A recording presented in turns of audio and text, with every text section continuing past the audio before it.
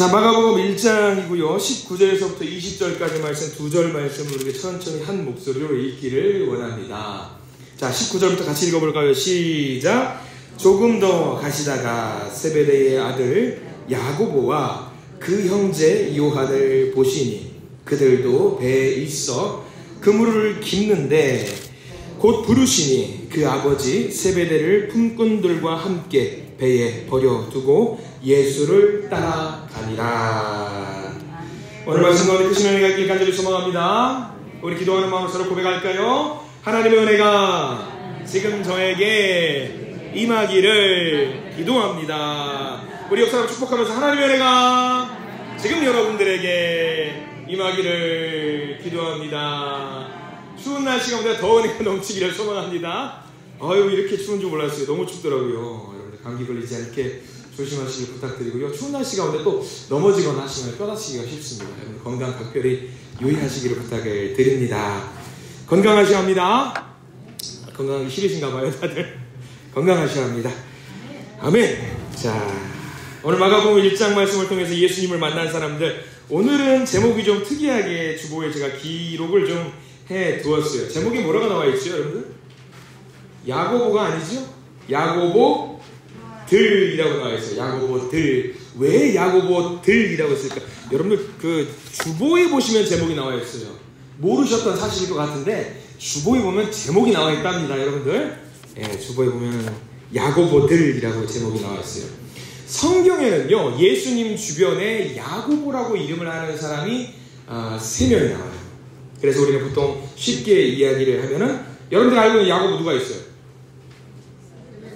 세베대의 아들 야고보, 또 알페오의 아들 야고보, 또 하나 예수님의 동생. 그래요. 이 3명이 나와요.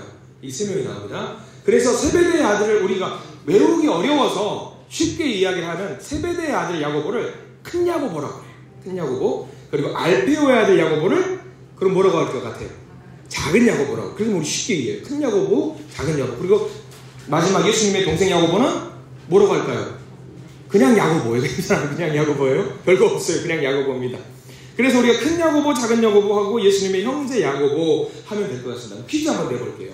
신약성서에 우리 여러분 쭉 뒤에 넘어가 보시면 히브리서 다음에 야고보서가 있어요. 이 야고보서는 큰 야고보서가 썼을까요? 작은 야고보가 썼을까요?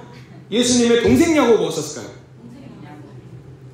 자, 큰 야고보 썼다. 아이, 틀려도 돼요. 나 이런 거 괜찮아. 둘째 야고보. 예수님의 동생 야고보. 그래, 맞아요. 예수님의 동생 야고보가 썼어요. 야고보가 썼습니다. 아유, 유도신문에 잘 안 넘어가시네. 야고보서는 이게 100% 정확한 건 아니나 글의 정황이라든가 전후 맥락을 봤을 때에 예수님의 동생 야고보가 썼을 것으로 강력하게 추정이 되는 게 야고보서라고 합니다. 뭐 거기까지 우리가 넘어가 볼 필요는 없을 것 같아요. 아무튼 빨리빨리 넘어가. 오늘 3명 봐야 되니까 빨리빨리 넘어갈 거예요. 첫 번째, 세베대의 아들 야고보. 우리가 오늘 읽었던 마가복음 1장에 나와 있는 야고보가 큰 야고보예요. 큰 야고보. 세베대의 아들 야고보. 자, 성경에서 구약성서, 신약성서 통틀어서 가장 효심이 불효한 아들이 있다면 누굴까? 큰 야고보예요. 왜? 오늘 성경 말씀이 뭐라고 나와 있어요? 아버지를 버려두고 예수를 따라갔더라 했으니까 농담 삼아서 넌센스로 그런 말을 하곤 합니다. 큰 야고보는 버르장머리가 없었다. 그런 건 아니고 성경에 이렇게 웃자고 이야기 나오는 부분들이 있지요. 자, 그런데 중요한 거는 우리가 오늘 예수님 야고보를 만나게 되는데 야고보의 동생도 좀 알았으면 좋겠어요. 야고보의 동생은 누구다?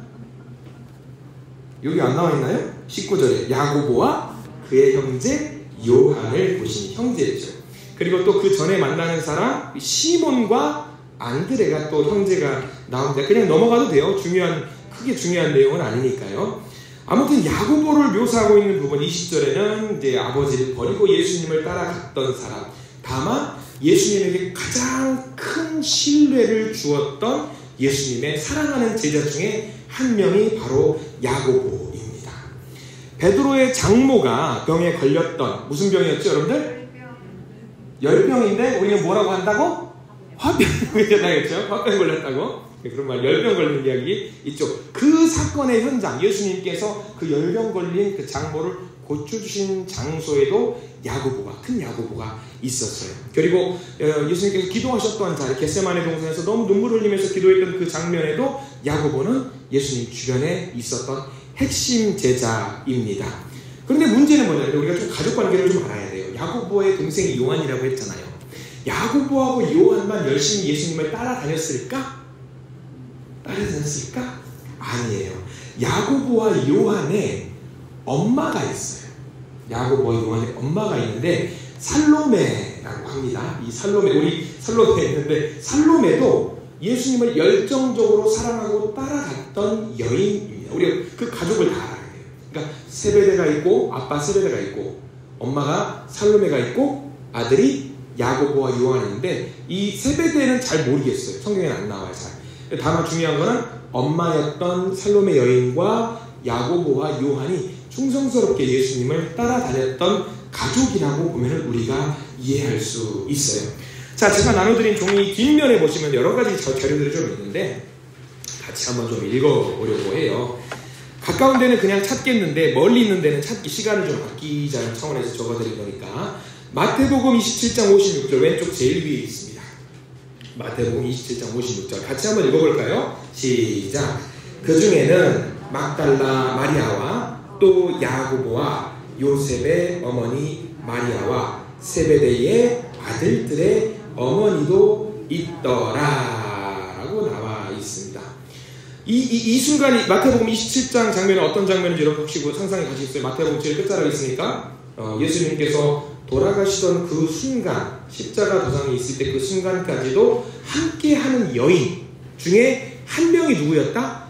야고보와 요한의 엄마도 그 자리에 있었다라고 성경에는 정확하게 기록이 나와 있는 거죠.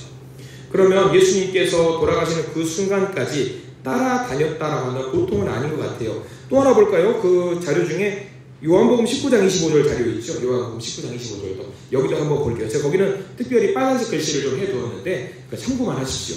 요한복음 19장 25절 시작. 예수의 십자가 곁에는 그 어머니와 이모와 글로바의 아내 마리아와 막달라 마리아가 섰는지라 라고 나와 있습니다. 여기서 말하는 이모가 누구냐면 야고보와 요한의 엄마로 추정을 하고는 있어요. 100% 정확한 건 아니에요. 그럴 것 같다라고 추정들을 좀 추정할 수 있는 자료들이 좀 있으니까 우리는 이런 정보를 좀 알게 되는 거죠. 그러면 우리는 여기서 이렇게 죽음의 순간까지 엄마가 야고보와 요한 엄마잖아요. 야고보와 요한이 따라다니는 건 이해가 돼요. 제자니까. 근데 그 엄마까지 같이 따라다녔다는 것은 우리는 하나 추측을 할 수 있어요. 뭔가 내밀하게 가족 내지는 친척 내지는 그런 관계일 수 있었겠다라는 추정을 할 수 있게 돼요. 가까운 사이였다라는 것은. 아니면 또 물심양면으로 도와주었다는 후원자가 될 수 있었겠다라는 생각도 할 수 있는 거죠. 그래서 그런 것들이 우리가 이해가 된다면은 여기 나와 있는 마태복음 20장 21절 이 본문이 이해가 되는 거예요. 자, 마태복음 20장과 21절은 여러분들 무슨 사건인 줄 아시죠? 청탁한 거잖아요. 엄마가 우리 아들들 좀 잘 봐달라고 청탁을 한 거잖아요. 아니 밑도 끝도 없이 엄마가 와가지고 청탁을 할 수가 있어요, 없어요? 못해요. 청탁을 할 수 있었다는 걸 뭘 말해요? 가까웠다는 걸 말해요. 가까웠다는 걸. 자, 마태복음 20장과 21절 같이 한번 읽어볼까요? 시작. 나의 이 두 아들을 주의 나라에서 하나는 주의 우편 하나는 주의 좌편에 앉게 명하소서. 살로메의 청탁 사건인데 이 사건이 가까운 사이였고 예수님과 만날 수 있었던 사이였다라고 한다면 그럼 이 맥락이 좀 이해가 갈 수 있겠다라고 우리는 이제 이해할 수 있는 거죠. 청탁은 아무 조건 없이 하는 거 아니에요. 그래서 뭔가 많이 도와주었었고 물심양면으로 도와줬기 때문에 아마 이런 것들이 이루어질 수 있었지 않을까라는 생각을 합니다. 또 하나 여러분들 야고보와 요한 그 가족들에 대해서 알아야 될 정보가 하나 있어요. 뭐냐면 그 시대를 살아가는 야고보와 요한 세베대라는 사람은요 정확하진 않지만 그 시대 그 동네에 살아갔던 굉장히 재력가였다라는 정보들이 있어요. 왜 재력가였다라는 정보를 알 수 있냐면 제가 적어드린 요한복음 18장 15절과 16절 자료들을 좀 보시기 바랍니다. 자, 거기도 한번 천천히 한번 읽어볼까요? 요한복음 18장 15절과 16절 시작. 시몬 베드로와 또 다른 제자 한 사람이 예수를 따르니 이 제자는 대제사장과 아는 사람이라. 예수와 함께 대제사장의 집들에 들어가고 베드로는 문 밖에 서 있는지라. 대제사장을 아는 그 다른 제자가 나가서 문 지키는 여자에게 말하여 베드로를 데리고 들어오니. 자, 여기서 보면은 제자 한 명이 베드로와 같이 가다가 베드로는 대제사장의 바깥들에서 기다리고 있는데 제자 한 명은 안쪽으로까지 들어갈 수 있었다라고 나와 있어요. 그 제자가 요한이거든요. 그러면 요한은 대제사장의 안뜰까지 얼굴만 가지고도 들어갈 수 있었다라는 것은 뭘 말하냐면 대제사장과 가까운 사이였다라는 것. 그 수하에 있는 많은 사람들이 요한 오셨어요 라고 말할 정도로 가까운 사이였다라는 것을 알게 되는 거죠. 그러면 대제사장의 집으로 얼굴만으로 아무나 출입할 수 없잖아요. 나름 높은 사람들끼리만 서로 소통하기 할 테니까 요한도 이 세베데의 가족들도 그러면 대제사장과 가까이 할 수 있었던 재력가 내지는 영향력을 행사할 수 있었던 그런 사람이었겠다라고 우리는 추측을 할 수 있는 거죠. 결정적인 힌트가 하나 더 있어요. 저 오른쪽에 이제 그림을 하나 그려왔어요. 이게 뭐냐면 티에플로라는 사람이 이 그림 십자가의 예수 그리스도라는 작품이거든요. 근데 여러분들 성화 이것뿐만 아니라 성화를 많이 보시면 특징이 하나 있어요. 그냥 대수롭지 않게 볼 수 있는데 예수님께서 그리고 강도들하고 십자가에 못 박히신 다음에 보면은 이상하게 주변에 로마 병정들이 있잖아요. 그리고 여러분 생각해 보세요. 그 상황에 여러분들이 들어가 보세요.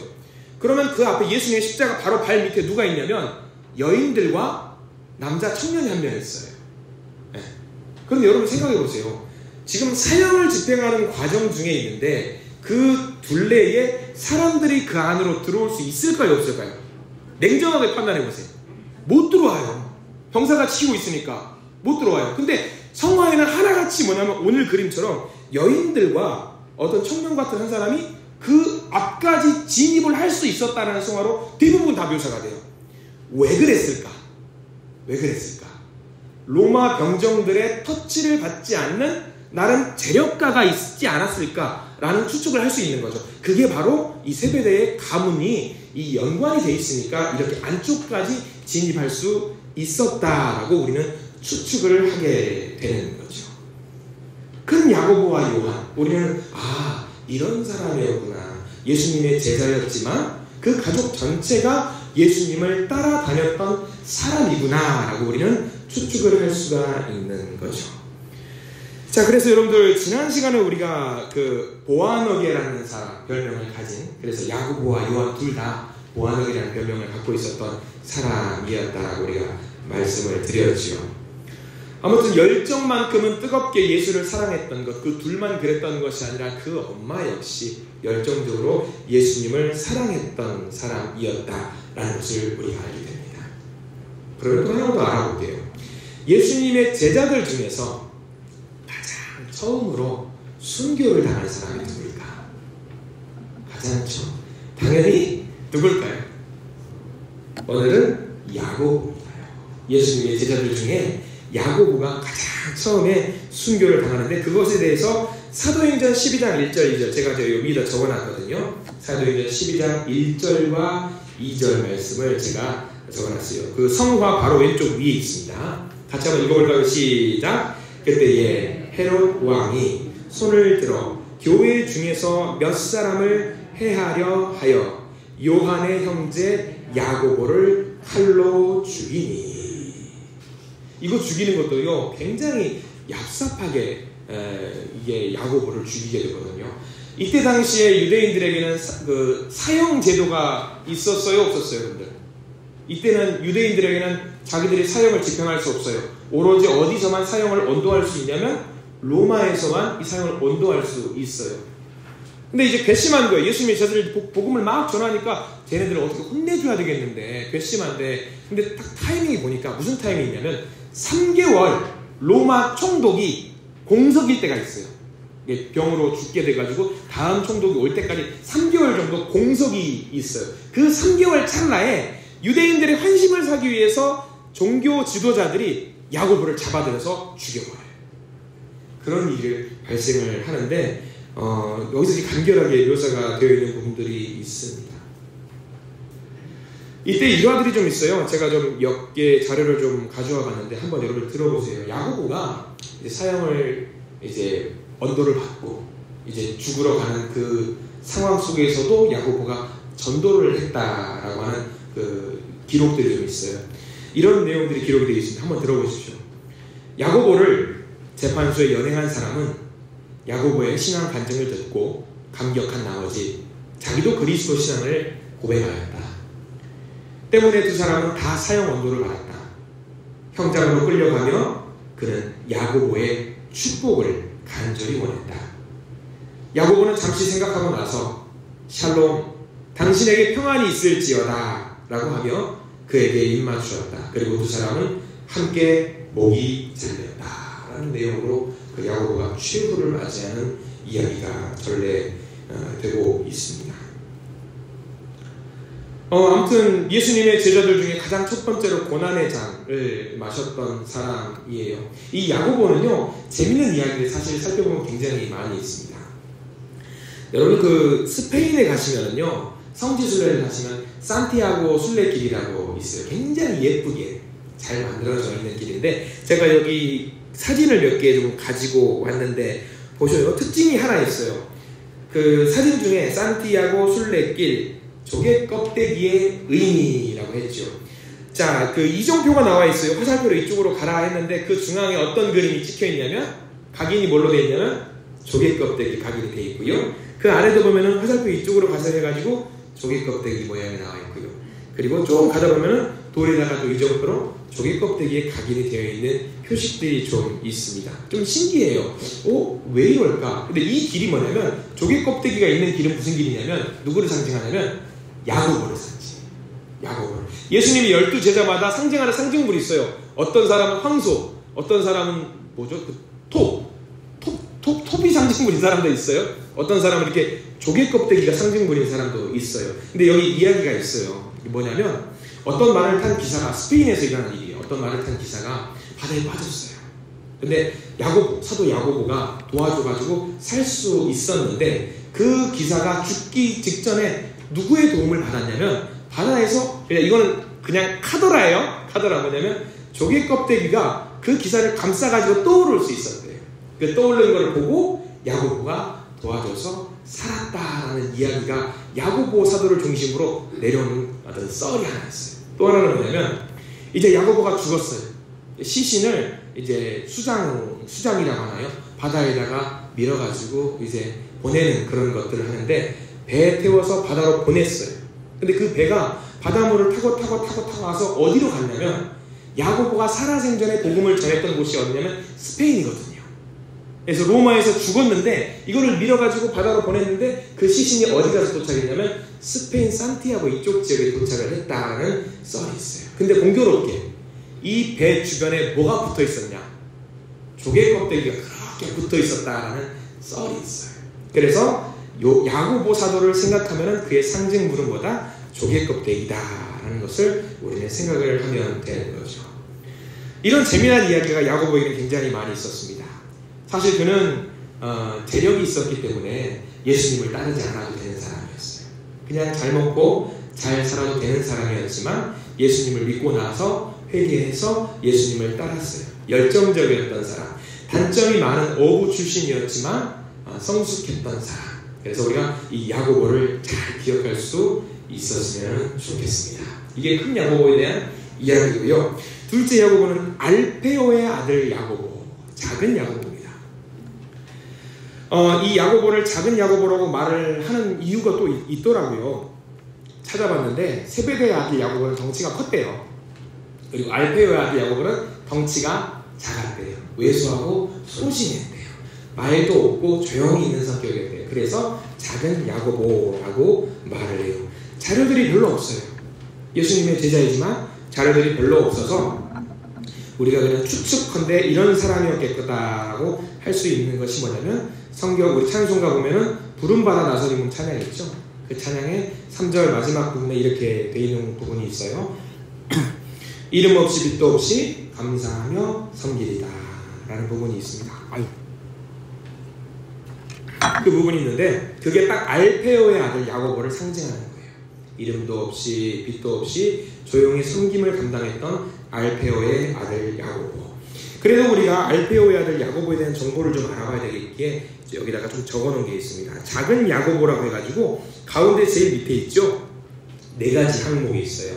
제가 한번 읽어드릴게요. 작은 야고보의 정보. 그의 이름은 야고보였다. 두 번째, 그의 아버지의 이름은 알페오였다. 세 번째, 그의 어머니 이름은 마리아였다. 그때 당시에 마리아가 굉장히 흔한 이름이었어요. 마리아였다. 그의 별명은 작은 야고보였다 라고 우리가 알고 있으면 되고요. 작은 일에 충성을 다했던 사도 알페오 작은 야고보. 근데 작은 야고보가 하나가 특징은 있어요. 성경에는 없지만 유세비우스의 종교 어떤 교회사 자료에 보면은 작은 야고보가 특징이 하나 있었대요. 뭐냐면 무릎이 우리가 사는 무릎이 마치 낙타의 발굽 모양을 하고 있었다라고 해요. 왜 그렇게 낙타의 발굽 모양을 하고 있었냐라고 하면 왜 그랬을까요, 여러분들? 한번 추측해 보세요. 알페오의 아들이 막 앞서 나가서 뭘 하는 사람은 아니에요. 막 나가면서 사람들을 이끌면서 뭐 하는 사람은 아니라 조용히 있는 그 자리에서 무언가 했어요. 기도했어요. 알페오의 아들 야고보는 묵묵하게 기도했던 사람의 대명사입니다. 오죽하니 기도했으면 무릎이 낙타의 밟은 모양처럼 굳게 변했다라고 하는 설이 있어요. 그래서 저도 나중에 또 이런 사도들의 이런 이야기를 보면은 나중에 천국 가서 저도 물어볼 거예요. 당신 무릎 한번 봅시다. 무릎을 꼭 보고 싶은 마음이 있어요. 아무튼 우리는 작은 야고보를 기억해야 될 것은 기도의 용사였구나. 기도하는 사람이었구나. 어디 가서 가장 낮은 곳에서 드러나지 않은 곳에서 묵묵하게 자기를 감당하면서 기도했던 사람이었구나. 작은 야고보. 우리가 좀 기억을 하면 될 것 같습니다. 자, 마지막은 예수님의 동생 야고보입니다. 야고보는요, 예수님의 친동생이었어요. 그런데 한 집에서 형에 대한 어떤 예수님의 평판은 어땠을 것 같아요, 여러분들? 좋았을까요? 안 좋았을까요? 공생애를 시작하기 전에는 둘도 없는 착한 효자였지만 공생애를 시작하고 나서는 이게 문제가 많은 아들로 가족 형으로 변하게 됩니다. 고향에서 인정을 받지 못하는 게 선지자들의 특징이라고 이야기합니다. 예수님도 마찬가지셨어요. 예수님의 친동생이었던 야고보는요, 예수님이 살아있는 동안에는 전혀 거들떠도 보지 않았어요. 그러나 동생 야고보가 예수님을 하나님의 아들로 인정했던 때가 언제였을까요? 여러분들이 알 것 같아요. 죽었던 형이 부활했을 때, 죽었던 형이 살았을 때, 다시 살아났어요. 그때부터 자기는 머리 한 대 맞은 것처럼 깨지면서 내 형이 정말 하나님의 아들이었구나 라는 것을 인정하게 됐어요. 그리고 그때는 그걸 깨닫고 나서 아주 변화된 사람으로 예수님의 사역을 동참하는 그런 사람이 되었죠. 중요한 거는 예수님의 동생 야고보는 사도 중에 한 명이 아니었어요. 권위가 있었을까요? 없었을까요? 여러분 어땠을 것 같아요? 사도도 아닌지라 예수님의 권위는 없었겠다 생각을 하죠? 아니요. 누구보다 강력한 권위를 가지고 있었습니다. 왜? 피는 물보다 진하다.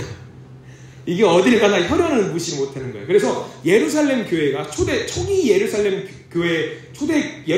교회 담임 목사님이 예수님의 동생 야고보가 담임 목사인 거예요. 초대 교부가 예수님의 동생 야고보가 그 일을 하게 됩니다. 그것에 대해서 여러분들 마가복음에서 한 내용을 잠깐만 볼까요? 같은 마가복음이니까 3장 말씀 한번 볼게요. 마가복음 3장. 성경책을 펴시고 이거는 성경책을 펴시고 같은 내용 두 장만 넘기면 되니까 이 동생 야고보가 어떻게 했는지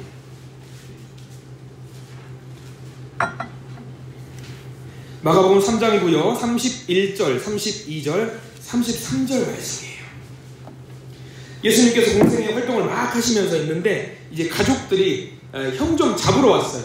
예수님 잡으러 왔어요. 아니 정신 좀 차리고 집에 좀 들어와 하러 왔어요. 자 31절부터 같이 33절까지 읽을게요. 시작. 그때에 예수의 어머니와 동생들이 와서 밖에 서서 사람을 보내어 예수를 부르니 무리가 예수를 둘러 앉았다가 여짜오되 보소서 당신의 어머니와 동생들과 누이들이 밖에서 찾나이다. 대답하시되 누가 내 어머니이며 누가 내 동생들이냐 하시고. 이쯤 되면 가족들은 어떨 것 같아요? 미쳐버리는 거예요. 이게 미쳐버리는 거예요. 야 우리 형 왜 저래, 우리 오빠 왜 저래, 도대체 우리 아들은 도대체 왜 저러는지 몰라. 자 그런데 문제는 뭐냐면 3장 21절 볼까요? 쭉 넘어가자. 3장 21절. 동생 야고보가 이제 이런 식으로 아마 형을 대우했을 것 같아요. 마가복음 3장 21절 시작. 예수의 친족들이 듣고 그를 붙들러 나오니 이는 그가 미쳤다 하밀러라. 예수님의 가족들이 예수님 이렇게 생각했어요. 야고보도 마찬가지였어요. 이런 식으로 예수를 인정하지 않았지만 예수의 형제 중에 가장 두드러지게 변화된 사람이 동생 야고보입니다. 굉장히 중요한 역할을 많이 합니다. 예루살렘 교회 공동체에서 막 분란이 있거나 싸움이 있거나 다툼이 있을 때에 이 야고보는 모든 것을 중재해요. 평온하게 그 일을 부드럽게 진행이 될 수 있도록 모든 일들을 잘 마무리하려고 노력을 합니다. 여러분들 아시겠지만 예수님 베드로가 아니죠. 그 사도 바울이 베드로가 복음을 전하러 안디옥 교회를 가서 이방인들에게 복음을 막 전하다가 예루살렘 교회에서 본토에서 확인차 유대인들이 몇 명이 와요. 복음을 잘 전하고 있나. 근데 그때 공교롭게 뭐 하고 있었냐면 밥을 먹고 있었어요. 이방인들과 같이 밥을 먹다가 온다라는 소식을 듣고 벌떡 일어나요. 그래서 나 어쩌지? 나 큰일 났는데 베드로가 이제 나 벌 받으면 어떡하지? 혼날 것 같은 그런 상황이 있을 때에 이 바울과 베드로하고 유대인들하고 막 싸우고 다툴 법한 그 상황 속에서 누가 그 상황을 잘 마무리시켜 주냐면 야고보가 그 일을 중재를 잘 써주는 역할을 합니다. 야고보는 참 중요한, 정치적으로도 힘이 있는 사람, 왜냐하면 피혈연이었기 때문에. 베드로가 아무리 수지자라고 해도 야고보만큼은 그때 당시 야고보만큼은 힘이 있는 역할을 감당하지 못했다라는 거죠.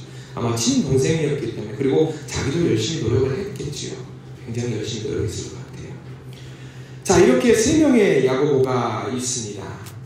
그리고 이제 이 야고보들이 하나님의 예수님의 복음을 전하는 일에 너무 열심히 사역을 감당했던 사람들, 이 야고보 세 명, 우리는 이 세 명을 모두 잊지 말아야 될 것 같다라는 생각을 좀 해봅니다. 세베대의 아들 큰 야고보, 알페의 아들 작은 야고보, 예수님의 동생 야고보. 특징 몇 개만 기억해 볼까요? 큰 야고보는 상징물이 뭐라고 했죠?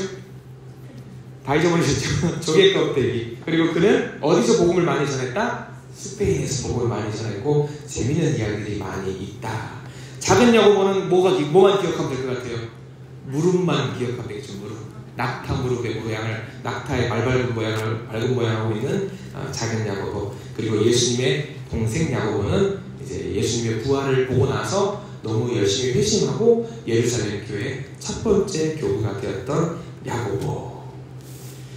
자, 이들의 사역의 결과물들이 지금 우리의 믿음 생활이라고 보셔도 무방할 것 같습니다. 순교를 각오하고 어딘가 우리가 복음을 전하러 갈 필요까지는 없겠지만 우리 마음속으로 우리도 이런 사람들의 모습을 생각하면서 나도 기도하고 나도 사람들에게 선한 일을 하고 예수님의 복음을 전할 수 있으면 참 좋겠다 하고 기도하실 수 있는, 행동으로도 옮기실 수 있는 우리 모든 성도님들 되시길 간절히 소망합니다. 기도하겠습니다. 주님 감사합니다. 오늘 우리는 예수님 가까이에서 충성된 사역을 감당했던 야고보들을 만나고 왔습니다. 세베대의 아들 야고보, 알페오의 아들 야고보, 그리고 예수님의 동생이었던 야고보. 이들 모두가 자기들의 목숨을 걸고 예수님을 전했던 사람들입니다. 이들의 믿음을 본받아 우리가 있는 그 자리에서 최선을 다해 기도하고 찬양하는, 예배하는 우리가 되도록 도와주시옵소서. 복음 전파자의 사명을 감당하기로 마음먹은 그 사람들과 힘과 능력을 같이 할 수 있는, 그래서 선교의 사명을 감당하는 그들을 위해서 기도할 수 있는 또 우리가 되도록 주님 인도하여 주시옵소서. 예수 그리스도 이름으로 간절히 기도드립니다. 아멘.